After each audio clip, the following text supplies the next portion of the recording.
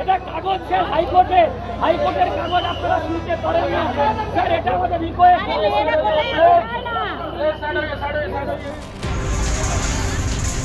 আবারও বুলডোজারের গর্জন, অবৈধ দখলদারদের বিরুদ্ধে উচ্ছেদ অভিযান, ভাঙা পড়ে একাধিক ঘর দোকান। এবারে নজর শালিমার স্টেশন সংলগ্ন নেপালি পাড়ায়। মঙ্গলবার সকালে এখানে চলে রেলের উচ্ছেদ অভিযান, চলে বুলডোজার।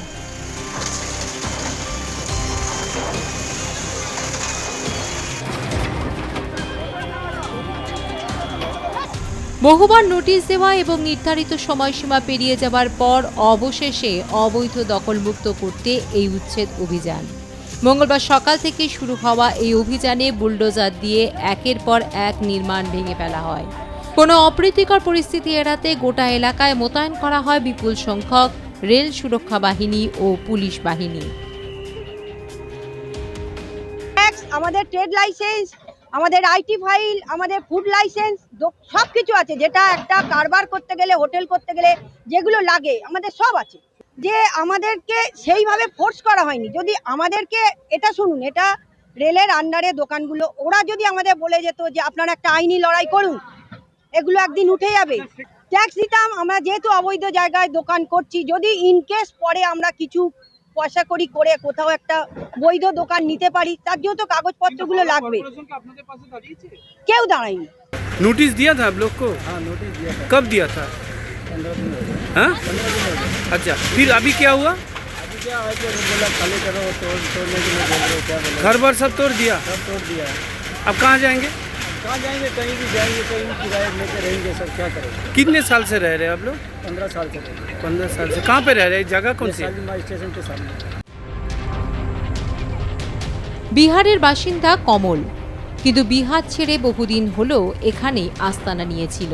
এবার রেলের জায়গায় বুলডোজার চালায় বিপাকে বিহারের বাসিন্দা কমলের পরিবার। जगह कौन सी? कुछ व्यवस्था नहीं, अभी सब सामान यहाँ रखे हैं, यहाँ से कहाँ जाएंगे, कुछ नहीं हो रहा। कौन सी जगह ये? ये शालीमार 5 नंबर गेट है। स्टेशन के सामने। हाँ, स्टेशन के पहले सामने। कोई नोटिस दिया था आप लोग को? पहले बोले तो 5 दिन का टाइम दिए, नोटिस है हम लोग के पास। अभी कहाँ जाएंगे आप? अभी कोई पता नहीं कहाँ जाएंगे। कितना है बाल बच्चा कितना है? 4 ठो बच्चा है, कोई रूम नहीं दे रहा है। 20,000 30,000 भाड़ा एडवांस मांग रहे हैं, हम लोग पास है नहीं। आप कहाँ का रहने वाला है आज से आप लोग? बिहार के रहने वाले हैं। গরিব মানুষগুলো যাবেন কোথায়? পুনর্বাসন ছাড়া এরকম উচ্ছেদ কেন করা হচ্ছে? প্রশ্ন তোলেন সিটুর হাওড়া জেলা সাধারণ সম্পাদক সুমিত্র অধিকারী।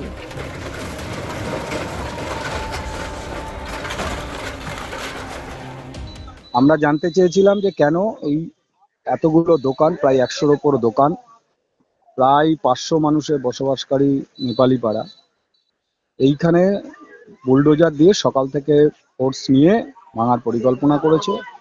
আমরা এইটা পুনর্বাসন তো দিতে হবে। গরিব মানুষগুলো যাবে কোথায়?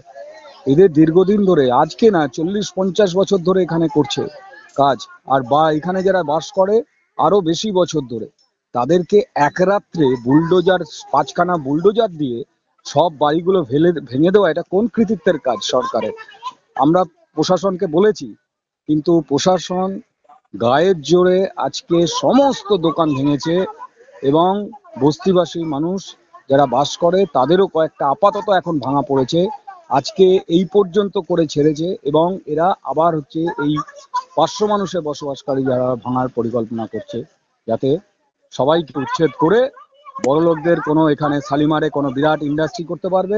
ইন্ডাস্ট্রি করলেও তো লাভ হয়, কিন্তু কোনো রয়্যাল এস্টেট বিল্ডিং করবে, এই লক্ষ্যে আজকে এই কাজ করছে। এটা কোনোভাবেই মেনে নেওয়া যায় না। আমরা সিআইটিউর পক্ষ থেকে আজকে সামনে দাঁড়িয়ে এর প্রতিবাদ করেছি আমাদের সমস্ত বস্তিবাসী মানুষকে নিয়ে। এই হচ্ছে বিষয়, কোনোভাবেই মেনে নেওয়া যাবে না। পুনর্বাসন দিন, আপনি পরিকল্পনা করুন, বসুন তাদের সঙ্গে। কি দরকার? বেশি দরকার নেই তাদের মাথার উপর ছাদ হলেই হয়, আর রুটি রুজিটাকে অল্প জায়গার মধ্যে তাদের ব্যবস্থা করে দেওয়ার ব্যবস্থা করলেই হয়। তাতে সরকারের যে খরচ পড়ে, ভাঙতে আজকে বেশি খরচ হয়েছে। আচ্ছা স্যার, কিন্তু রেলের তরফ থেকে তো বলা হচ্ছে যে এগুলো হচ্ছে রেলের জমি, সেখানে এনারা হচ্ছে অবৈধভাবে বলতে গেলে বসে আছেন। আমি আপনাকে বলি ম্যাডাম, রেলের জমি আবার কি? এগুলো এক একটা সময় এক একজন মানুষ দান করেছে বলেই তো রেলের জমি হয়েছে। আজ যাদবপুর ইউনিভার্সিটিতে যে ব্যক্তি দান করেছিল বলেই আজকে যাদবপুর ইউনিভার্সিটি। তাহলে মানুষে একদিন এগুলোকে জায়গা দিয়ে এগুলো দিয়েছিল, সেই জমিকে রেলের জমি বলে চালিয়ে দিয়ে আজকে সবাই মানুষকে উচ্ছেদ করে দেবে, তো মেনে নেওয়া যায় না। তুমি কথা বলো তাদের সঙ্গে। বাড়িতে কেউ মানে এই গরিব মানুষ, এদের যদি আমি কাজ দিতে পারতাম, এদের যদি আমি একটা জীবিকা দিতে পারতাম, তাহলে তো এরা এখানে এসে বাড়ি করতো না, এরা এসে দোকান করতো না। আমি পারিনি, গরিব মানুষ তাই যে কোনো ভাবেই বাঁচতে চায়। তো বাঁচার উপায়টুকু তাদের থাকবে না, তাহলে কিসের গণতান্ত্রিক রাষ্ট্র, কিসের ম্যান্ডেট নিয়ে সরকারে আসা? কি রে, তোর বেশ র্যাশ হয়েছে দেখছি। হ্যাঁ রে, কি করবো বলতো, র্যাশগুলো কিছুতেই কমছে না। অনেক কিছু ইউজ করলাম তবুও কমছে না। আমার মনে হয় তোকে কোনো একজন ভালো ডার্মাটোলজিস্টের কাছে দেখানো উচিত। তুই ঠিক বলেছিস, কিন্তু কোনো ভালো ডার্মাটোলজিস্ট থাকলে একটু সাজেস্ট কর না প্লিজ। এই তোর তো একবার র্যাশ হয়েছিল না, তুই কোথায় দেখিয়েছিলিস? তুই একবার গৌরীদেবী হসপিটালসে দেখাতে পারিস, ওখানে ভালো এক্সপিরিয়েন্স ডার্মাটোলজিস্ট আছে। আমারও সেম প্রবলেম হয়েছিল, এখন ওখানে ট্রিটমেন্ট নিয়ে আমি এখন ঠিক আছি।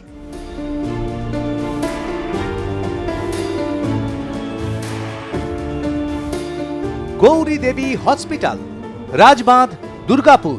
যোগাযোগ 8001003333, 8001113333।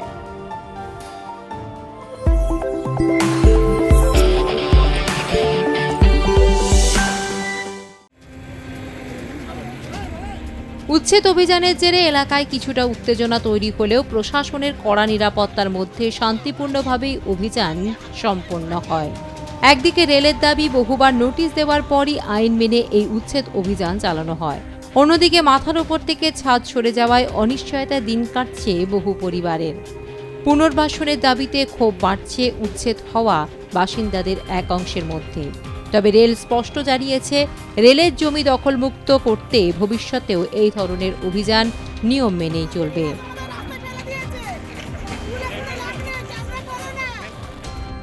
হাওড়া থেকে রণজিৎ রায়ের রিপোর্ট, আর+ নিউজ।